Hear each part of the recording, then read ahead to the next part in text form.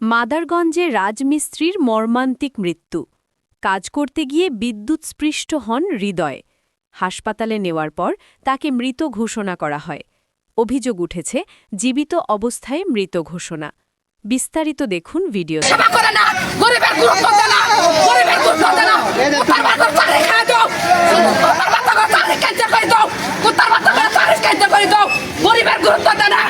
আমি ছিলাম নিচে, ও উপরে কাজ দেখার জন্য উপরে উঠছে। ওঠার পরে ওখান থেকে কারেন্ট শর্ট খেয়ে গেছে। তো নিচে আমি ছিলাম, আমার সাথে আরও দুইজন আর্মির যে আরপি ডিউটি করতেছে তারাও ছিল।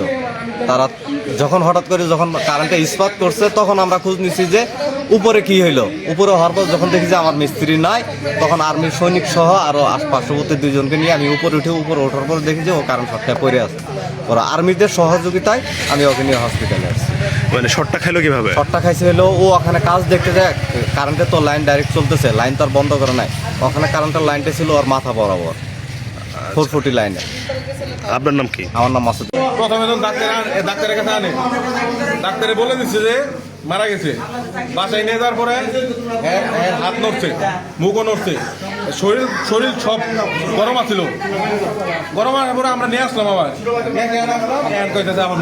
মরে গেছে। শরীর ঠান্ডা হয়ে গেছে।